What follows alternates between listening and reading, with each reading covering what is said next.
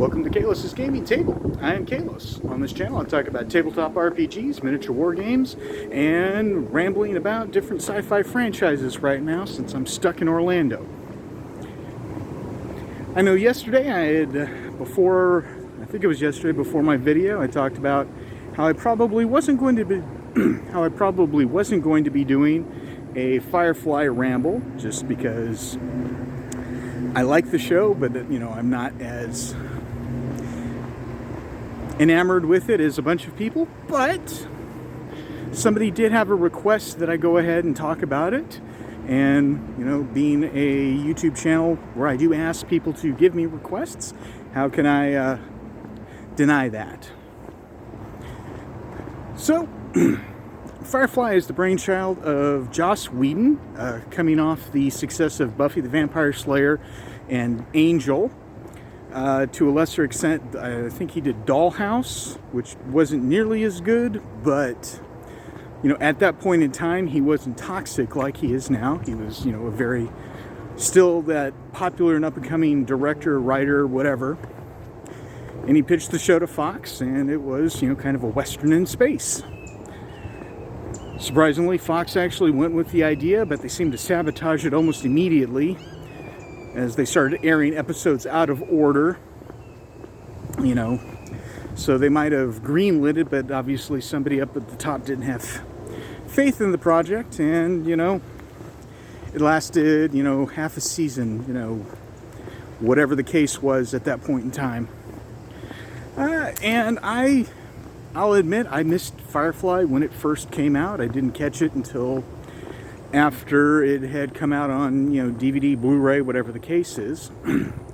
But I did enjoy the show. I thought it did some of the best, or had some of the best characters that Whedon wrote, and that's where his strong point was: actual interesting characters that were flawed, but at the same time interesting, and I don't know about relatable, but they didn't always seem cookie cutter-ish. If you've never seen Firefly, the basic premise is that it is kind of a Western in space. You're following around the crew of the spaceship Serenity as it moves from port to port looking for work.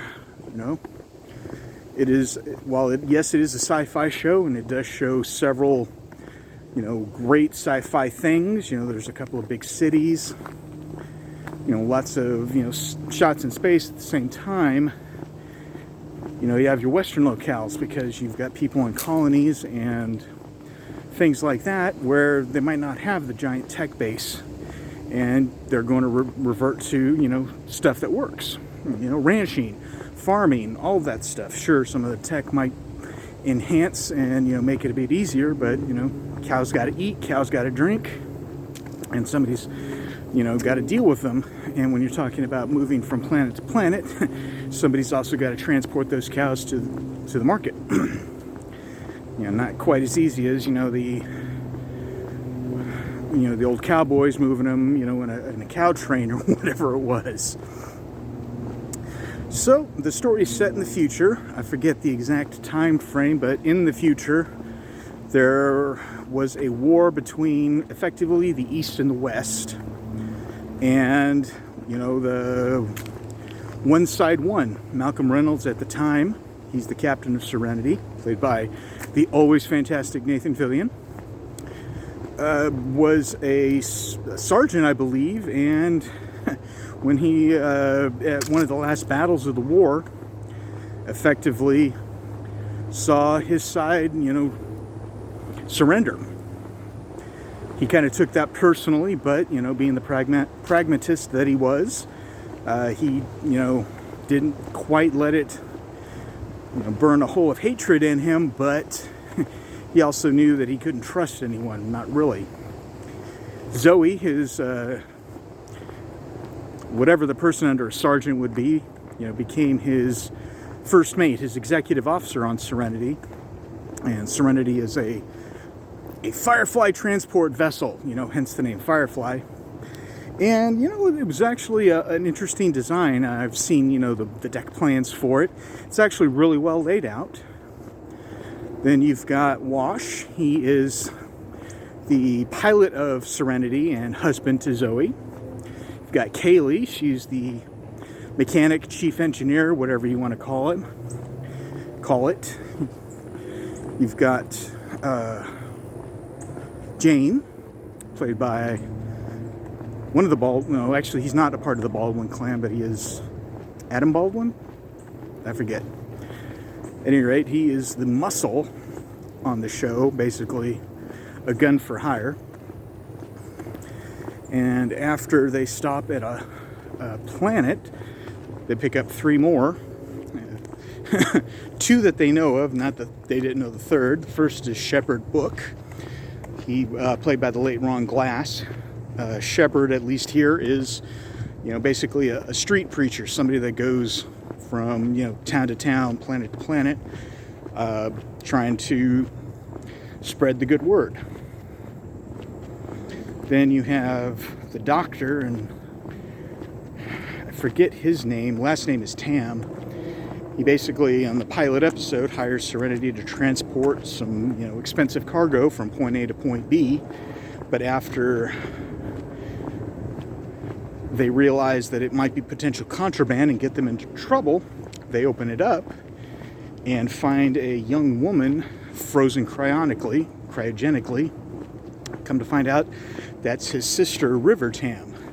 At first they thought, he's kidnapping some woman, possibly taking her to some sex planet, I don't know. And then he explains, no, that's his sister. And he is,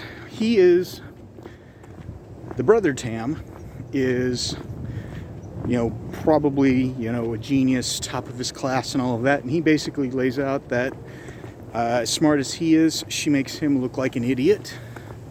But she has been tampered with upstairs. She's got gifts, she's got skills, but somebody messed with her. And over the course of correspondence between the two of them, he realized something was wrong and orchestrated her escape. One of the things that I do enjoy about Firefly is that it is a very hard sci-fi. Hard sci-fi meaning there isn't a whole lot of, hand-wavium on the laws of physics or anything like that. When they're actually doing space shots, there's no atmosphere in space to carry sound. There's no medium to carry sound, so you see a lot of beautiful things, but, when the engines flare up, you don't hear, like the Millennium Falcon's engine, roar as it, races away, or, the Enterprise's jumping to warp or anything like that. And that's the other thing. There is no FTL or faster than light. They actually have to travel physically, from planet to planet, which can take days or weeks depending upon, the distance. And while that could potentially be boring, it also at the same time, I think, makes it more grounded and a lot more relatable because, let's face it, when I've got to travel from Austin to Orlando, I don't exactly have the luxury of stepping in a transporter or something like that. I actually have to go to the airport and take a plane and go through all of that. But, there's that. So the story is based around, the crew of the Serenity and Serenity, because I think they do correct them that there's no "the" in front of it. Go around doing various odd jobs. Sometimes it's morally questionable. I think of the pilot episode, they find a derelict ship, and they're raiding, the cargo for it. But come to find out, they're not stealing gold or jewels or technology. They're stealing rations, food. Because again, food in the future, if you think food insecurity might be bad in some places here, imagine being on a planet where you're having to survive off of whatever you potentially have to grow, and there's no going to, get more supplies unless somebody lands on the planet and happens to be carrying them. It does have a lot of interesting ideas. One of the big things that people do like, and me as well, is, they did come up with, a bit of slang, for the future. I don't know how accurate it is, but there's a lot of cursing, but it's like in Cantonese or something like that, and I'm not sure how how well the cast actually pronounced it, but if it's several hundred years in the future, I'm sure people will cut them some slack. But the big thing for them is shiny, which is the Firefly equivalent of cool. Oh, and I forgot one of the best characters on there, Inara. She is a consort, not a consort, but a companion. And effectively, she is not just a sex worker. While that is a part of her job, she's also there for companionship, intellectual, physical, whatever the case is. And, she does what she does best. She's very empathetic. And, there are several times where, she meets with a client, not always a man. And, the sex is implied, but at the same time, she is very well learned, as all the companions are. They're there to be a companion, not just, some sort of physical release. And there's always the on-again, off-again tension between her and Malcolm. He constantly berates her profession, but at the same time, when somebody attacks her, he gets very defensive, but then again, he's very defensive about his crew. The supporting cast, is also very good. A bunch of great actors. You're going to recognize Mark Sheppard as, I forget his name in the show, but he plays kind of a small-time criminal underworld type guy that Serenity is often working for not so legitimate jobs. Badger, that's his name. Sorry, I'm going off memory, and I haven't seen the show in a while. And yeah, it's got some great things, some ideas about the future. Some things don't change, namely big powerful governments will try and squash anyone underneath them and will be very ruthless about it. Throughout the show, there are these, I don't remember what they're called, agents, but they always wear blue gloves, and they're on the hunt for the Tams. River and her brother, specifically River, and they're pretty brutal about anyone they come into contact with who might know anything about where they might go. So the show, had, some flashback episodes, where you actually get some history about the various crew members, their history with, the universe, and, how they came to be on Serenity. And I think one of the funniest one is Alan Tudyk's wash, and, at the time before he married Zoe, he had, a porn stash. It was comedic. When they went to find, the engineer, the guy that they were originally going to hire apparently wasn't very good, but he was out on a date and had slept with Kaylee, and they end up hiring her instead. She's a joy to watch, Jewel State. She's very optimistic, cheerful, and just a great character overall. But, they introduce a lot of different things in the future, like, despite, it being, far in the future, you still have a lot of the same things that you have here. The different casts, rich, regular people and the poor people. And the rich are still going to continue to step on anyone that they see underneath them. And, Malcolm takes a bit of an exception to that. I think the episode was Shindig, where Inara is hired to be the companion for somebody. Malcolm takes an exception to the way that she's being treated by her, for lack of a better term, her John, because I forget exactly what, her client. And the dude challenges him to a fight, and he's like, yeah, let's go, let's throw down. And, no, we're going to go with swords. He's like, so what? So, Inara tries to give him, the finer points on sword play. Malcolm might be able to shoot, Malcolm might be able to throw fists, but, swords aren't always the best, the thing that you fight with. And that's a very humorous ending to that one. It also gives you some ideas about, the morals of Malcolm.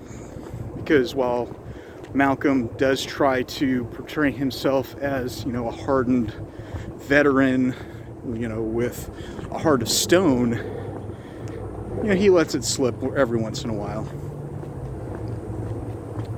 So the show didn't do very well because Fox kept moving it around. Again, they aired the episodes out of order.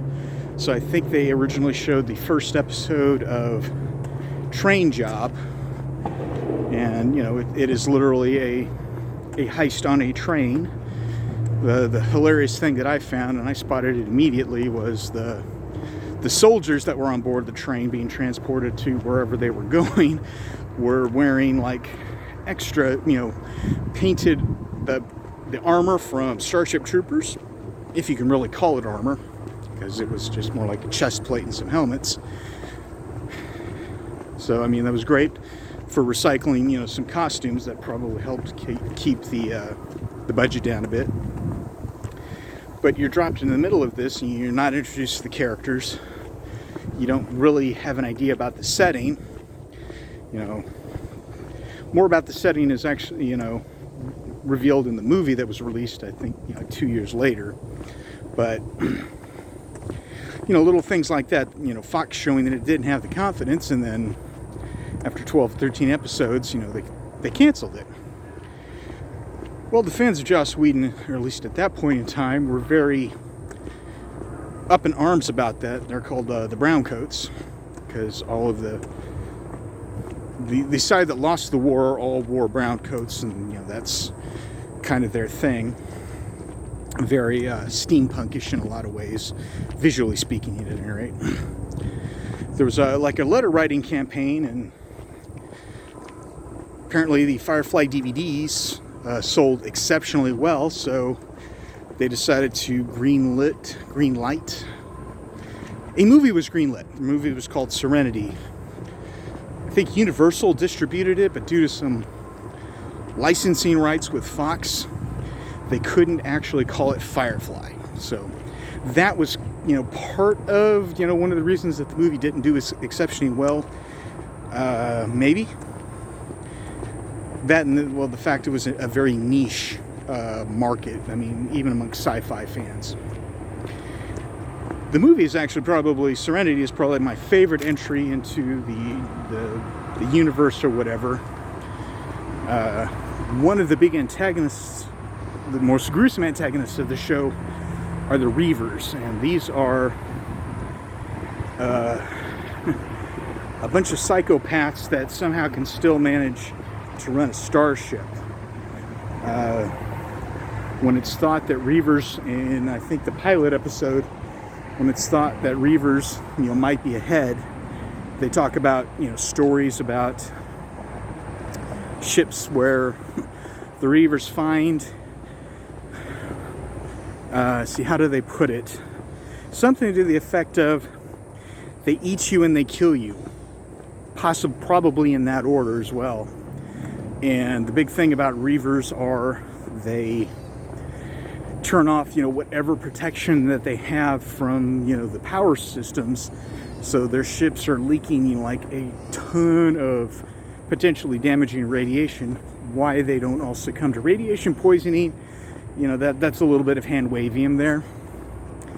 But we pick up after the final episode of Firefly, I think a year or two after, in the world, Shepherd Book has left the ship. He has gone to start like a colony somewhere. He's a leader there. And over the course of the show, while Shepherd Book is a shepherd and I guess a man of cloth, there are definitely some some things where you learn that he wasn't always such a good man. He has contacts in the in the upper reaches of the military, because when he got wounded, they hailed a, not a federation, was it confederation, whatever, basically a warship, flashed his creds, his credentials, and they brought everyone on board as VIPs. You know, they treated him like he was somebody very important. He knows how to fight. He knows how to use a gun. Because they're one of the episodes, they're fighting a bunch of Russian mobsters, and you know, hey, ain't you a? Somebody says something to the effect of, "Hey, ain't you a shepherd? You know, aren't you supposed to be killing people? Shouldn't you not be killing people?" And he effectively says, "The Bible is very specific about, you know, killing folks.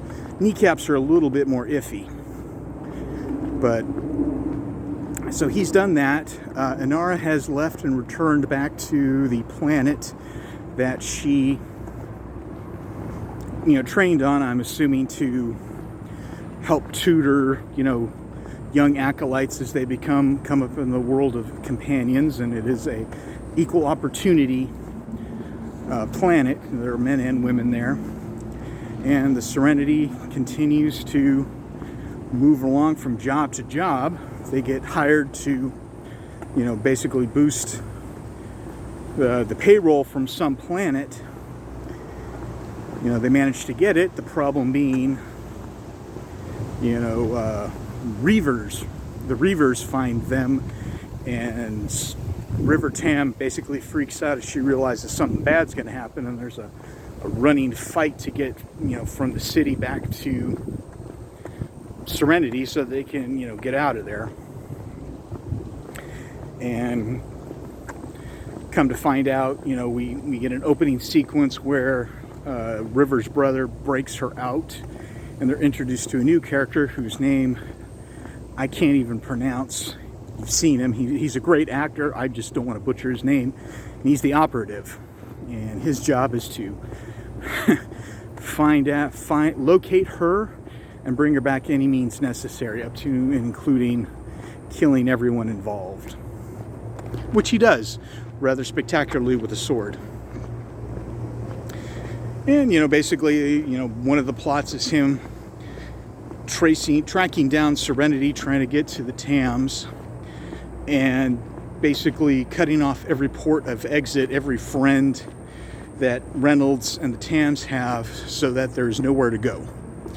And ultimately, in the end, there's a pretty spectacular battle with the Reavers, the big navy of the conquering forces, and it's pretty epic. And in, you know, typical Joss Whedon fashion, there's a couple of unexpected deaths along the way. Just because you might have been a star or you might be popular doesn't mean that you're immune from getting killed. You know, if you haven't seen Serenity, I'll try not to spoil it too much, but yeah. But, you know, stepping back, again, one of Joss Whedon's biggest talents, we'll go with talents, is the way that he can actually create multidimensional characters, multifaceted characters, all from different walks of life, all with different experiences. Nobody's like a goody two-shoes paladin, but nobody's also a mustache twirling villain. Drop them in a ship, shake it around, and watch, you know, the stories unfold. There's you know, always a possibility of betrayal. You know, Jane basically realizes he might be able to make some money, you know, if, you know, Tams got captured, and well, he gets wounded and has a conversation with the doctor, and the doctor basically says that while he's on, he could kill Jane at any point, but while he's on his operating table, while he's in his care, he will get the best treatment. And Jane has a come to Malcolm conversation when Malcolm nearly spaces him over the whole incident, a new understanding is revealed. One of the best episodes, we do learn a bit about Jane's backstory, where they go to a system called Canton, and they land, and they're walking around, looking for the contact, and there's a giant statue of Jane, like a giant statue, basically in the city square, and apparently he is a hero, the hero of Canton, a man they call Jane. And effectively what happened was, spoiler alert, the show's been off of the air for 20 years. I'm trying not to spoil the movie, but, this is pretty funny. He had gone to Canton to steal the payroll or steal something. He and his partner had the lockbox and were trying to make their getaway, but they were they were too heavy to really do anything, so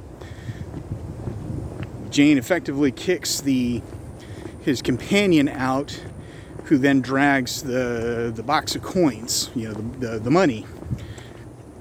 Well, the magistrate, whoever, realized that he was never going to get that money back, so he let the people have it. And as a result, a mythology about Jane came up, that he robbed from the rich and gave to the poor, effectively a Robin Hood figure. And Jane had no idea. He was actually terrified to go back because he figured there'd be a bounty on his head. And sure enough, there were the magistrate wasn't happy to see him, but he's a hero of the people. He's not going to make, the magistrate isn't going to make a move on him. Well, come to find out, his partner, however, has been rotting in a factory, kind of like a pillory or something like that, and he has taken an extreme dislike of Jane and is infuriated that Jane kicked him to the curb, let him get captured, lost all the money, and now he's a hero. But there's a lot of humor in the show.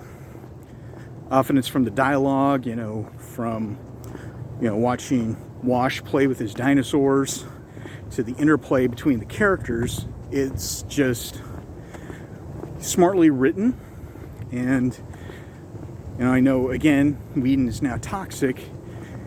He does have the skills to write exceptionally interesting characters and put them into interesting situations. So in the future, near as I can tell, Earth, and again, I haven't seen the movie in a while, so take all of this with a heaping mountain of salt.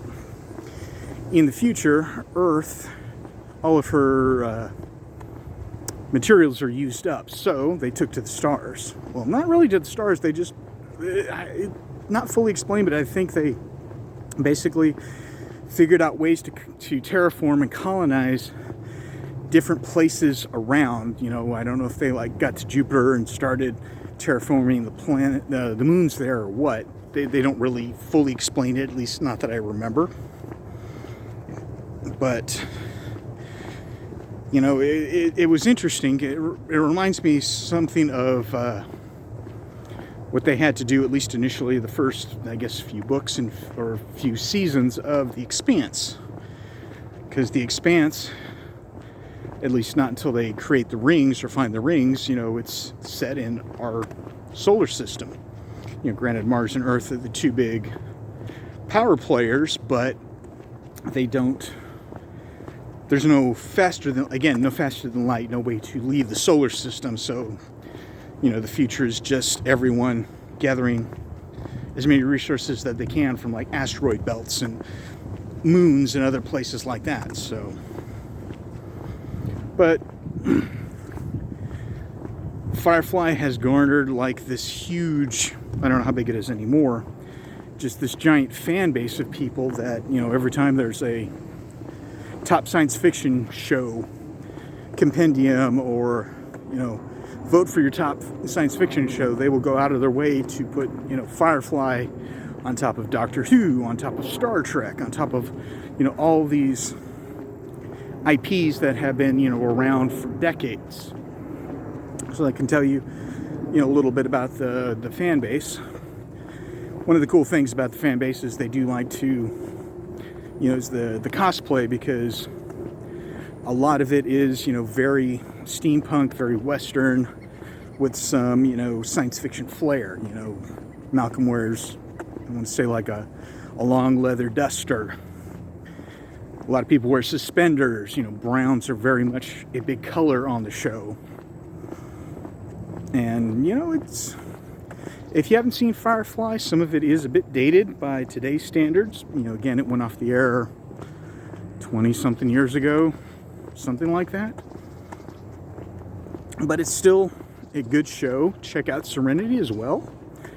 It's... a bit darker, a bit more grim than the TV show, but then again, you have to tell your story. Whedon had to tell the story in, 90 minutes or whatever it was, as opposed to trying to do a bunch of character development and world building spread out over, a 45-minute episode, 10 or 12 45-minute episodes, whatever the case was. The cast, again, absolutely fantastic. The interplay between them is great, especially since you've got, Jane, who's, effectively a 15-year-old trapped in a, 30-something man's brutish body. He never got past that Beavis and Butthead mentality. Can be very vulgar, but he's always entertaining to watch. Nathan Fillion as Captain Reynolds, he's really good in the show as well. I mean, he's, the anchor for everything. Well, really the Serenity's the anchor, because it all revolves around her. But, he's the captain. The loud voice giving commands. I don't know if I have a favorite episode, just because they have some really good ones and some not so good ones. There's no must skip this episode, but the episode where they go to Canton, that's a great one. There's one where a companion effectively seduces her way onto the ship, pretending to be married to Reynolds. Apparently, there was a big party, and what he didn't realize was, they got married.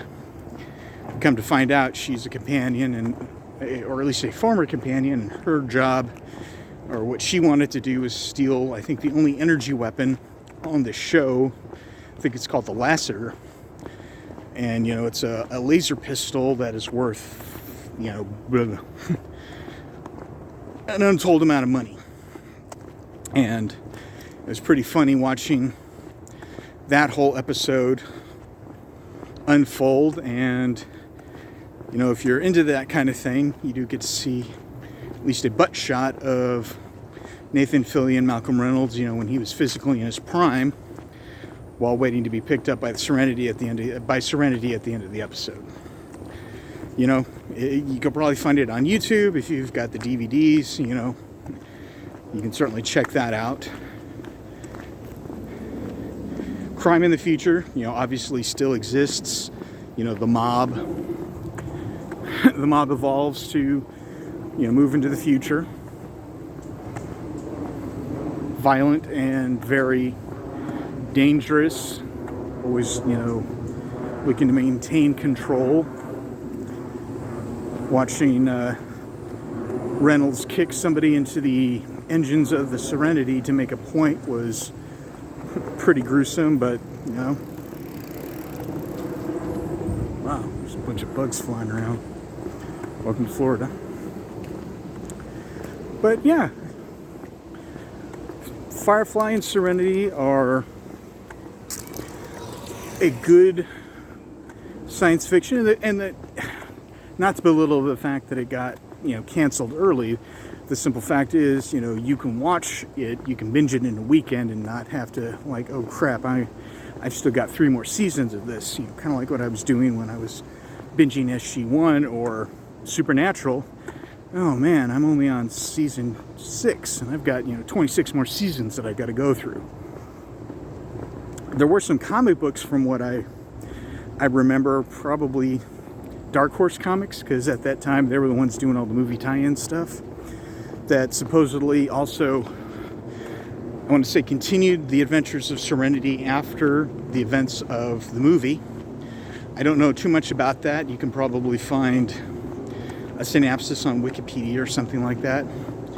If anyone's got any information about that, go ahead and post that in the comments below. But what do you guys think about Firefly and Serenity? I know yesterday, again, it probably sounded like I was shitting on the franchise, but, I just didn't get the fanaticism that a lot of fans, that they get for the show. It's really well written, but the characters are great. The setting is a lot of fun. I think at least one role-playing game, maybe more, were set up in the verse, as they say. But people love it still. I will watch it. I watch it every couple of years, and if it happens to be on, if Serenity's on TV at all or something I'm watching, I'll often go ahead and grab, watch it. It's great to pick up in the middle there, because you can't stop the signal. If you know. But what do you think of Serenity? What do you think of Firefly? I know Joss Whedon is all but verboten to talk about, but this is definitely one of his best creations, in my opinion. I mean, I watched all of Buffy and I watched all of Angel, but that was they jumped the shark. They jumped sharks with sharks multiple times on both shows. Dollhouse wasn't too bad, but while I would prefer, if I was to be given a budget and the ability to bring another show back, I probably would go with like Babylon 5 Crusade or something like that. But at the same time, I would like to see, I'd like to see more set in the Firefly universe. They've been talking about possibly rebooting it, but at the same time, I've also heard, a continuation. I don't think anyone really knows what the hell they want to do with the property, but if they went ahead and rebooted it, I just don't know if it would have the same impact, because Firefly is definitely a product of its time, and I don't know if you can get that same vibe, that same chemistry, that same feeling today. If they do reboot it, I will end up watching it, I have no doubt.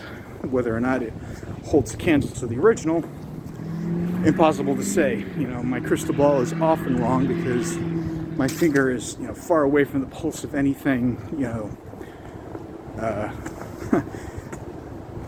my finger is far away from the pulse of anything modern in terms of the entertainment, because I am very much a creature of what I like. But what you gonna do? But again, thanks for putting up with this ramble. Like and subscribe if there's anything that you would like me to go ahead and ramble on about during my walks here while I'm here in Orlando for the next week and a half, almost 2 weeks. Let me know. I'll be happy to do a little research if I don't know about it, and if I do have some knowledge, you can listen to me ramble on about it. But thanks for watching. I will catch you next time.